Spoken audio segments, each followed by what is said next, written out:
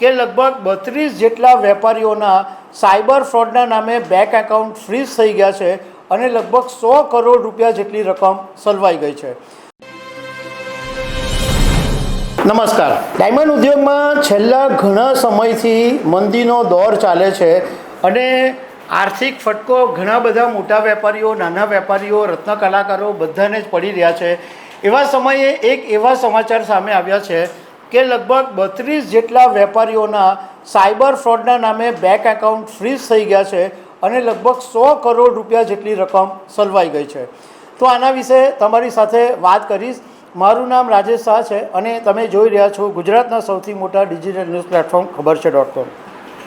તમને યાદ હશે કે ગયા સપ્ટેમ્બર મહિનાની અંદર પણ આવી જ સેમ ઘટના બનેલી કે 50 જેટલા વેપારીઓના 500 કરોડ રૂપિયા પોલીસના કહેવાથી બેંકોની અંદર ફ્રીઝ કરી દેવામાં આવ્યા હતા અને આ પૈસાનો ઉપયોગ આ વેપારીઓ નહોતા કરી શકતા કારણ કે એકાઉન્ટ એમના ફ્રીઝ કરી દેવામાં આવ્યા। એ પછી કેટલી બધી મગજમારી માથાપચ્છી કરી એ પછી એમના એકાઉન્ટ્સ ખુલ્યા અને તે વખતે એવા આરોપો લાગતા હતા કે આ ડાયમંડના વેપારીઓએ પોતાના ફ્રીઝ એકાઉન્ટ ખોલાવવા માટે પોલીસને લાંચ પેટે રૂપિયા આપવા પડતા હતા એવી પણ વાત સામે આવી છે। ફરીથી પાછી આવી જ એક વાત સામે આવી કે હૈદરાબાદ અને બેંગલુરુ પોલીસની સૂચનાથી બેંકોએ સુરતના ડાયમંડ વેપારીઓના 32 જેટલા ડાયમંડ વેપારીઓના 100 કરોડ રૂપિયાના જે એકાઉન્ટ્સ છે એ ફ્રીઝ કરી દીધા છે। હવે આ બાબતે જેમેન જ્વેલરી એક્સપોર્ટ પ્રમોશન કાઉન્સિલના પૂર્વ ચેરમેન દિનેશ નાવડિયાનું પણ પોતાની કંપનીનું એક એકાઉન્ટ સીઝ થઈ ગયું છે। તો આ બાબતે અમે દિનેશભાઈ નાવડિયાની સાથે વાત કરી અને એમની પાસે વિગત જાણવાની કોશિશ કરી કે આખરે થયું છે શું।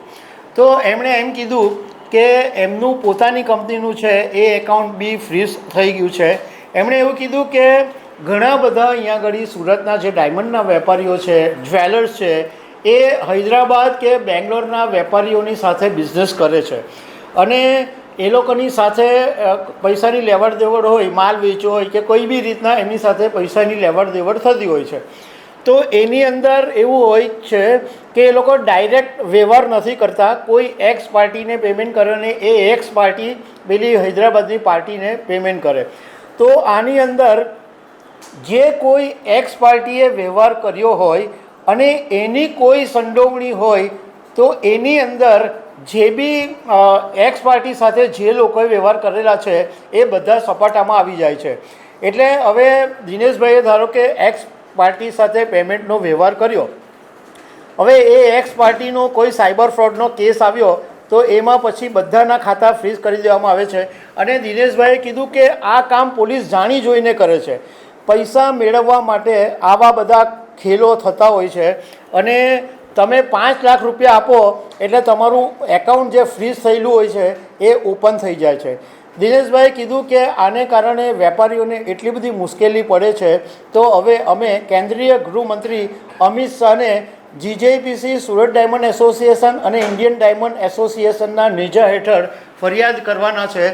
કારણ કે દિનેશભાઈએ કીધું કે કેન્દ્ર સરકારે આતંકવાદ વિરોધી કાયદો ઘડ્યો પરંતુ અત્યારે તો એવું લાગે છે કે ડાયમંડના વેપારીઓને જ આતંકવાદી સમજી લેવામાં આવે છે। તો દર્શક મિત્રો, આવી અનેક વાતો સાથે અમે તમને મળતા રહીશું। Thank you very much.